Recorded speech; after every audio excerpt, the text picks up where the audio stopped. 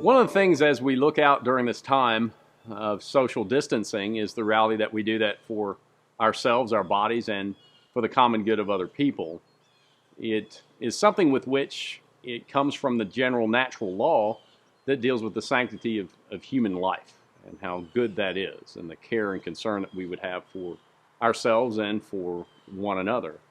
And that's an essential facet of things that we can begin learning about all the more and thinking about during this time, is just how important that is, particularly at the root of things, of people taking care of themselves and people thinking about what's going on with their loved ones and throughout the world.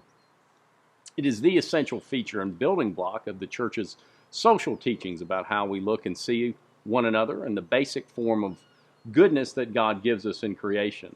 And the first thing that He saved us from was not existing at all and giving us life. And so looking at the church's teachings about the goodness of life from conception until natural death is something we should take a look at once again, particularly during these times.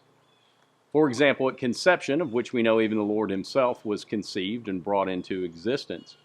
That is the moment with which it comes from raw biology. You need only junior high biology to understand this, that there's 23 chromosomes that come from a father and 23 chromosomes that come from a mother in standard conception in life. And those 46 chromosomes denote a new life. It is a life that it's its own organism, its own DNA, its own movement and growth in and of itself. So it's not something other than human. It's not something that's dead or just about to become living or a potential life.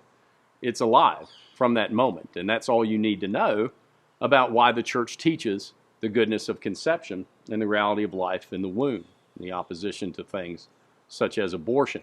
It's not a matter of faith in the sense that people are trying to promulgate or trying to impose on somebody an understanding and a belief in the Trinity through law.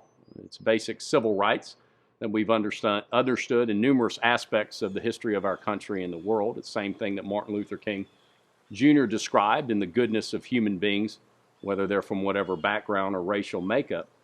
Human life, from that time it is conceived, is valued. And likewise, all life from that time on a continuum to what we call natural death. That even somebody that may commit a heinous crime without the need for self-defense is still a human being, a child of God, and deserving of their basic right to life, as we did not give life. And unless there's a need for self-defense, we have no right to take that away. And naturally, as people are older or sick or dying, as we see in numerous aspects of this coronavirus differing life that we're living with these days and attempting to distance ourselves from this virus and thereby, unfortunately, secondarily from one another, that life has value. It doesn't matter whether somebody's 80 years old or 30 years old that may have this particular virus or get sick. Those matters are very important no matter what.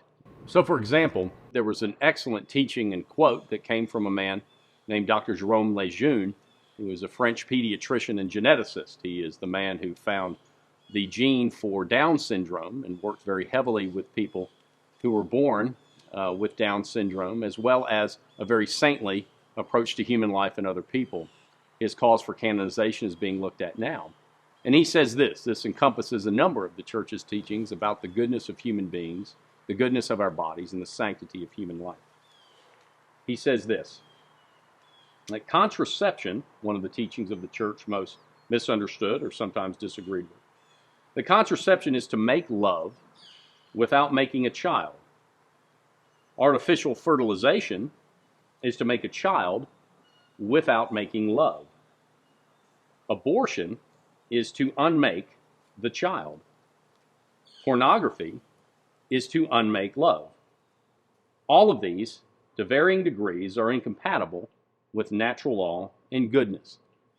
That things go together in love and things go together for the purposes with which they're there. It's something to reflect on during this time with which our bodies are susceptible to virus, that we need to care for one another, that we're alive, and it's good that we're alive, and that each person has a basic dignity, and that we're not objects to be disposed of as we begin to see this virus go through the biosphere and go through the different aspects of our own lives. It's something to reflect upon, and that's why the church has teachings to keep us in a place with which we respect ourselves and respect one another.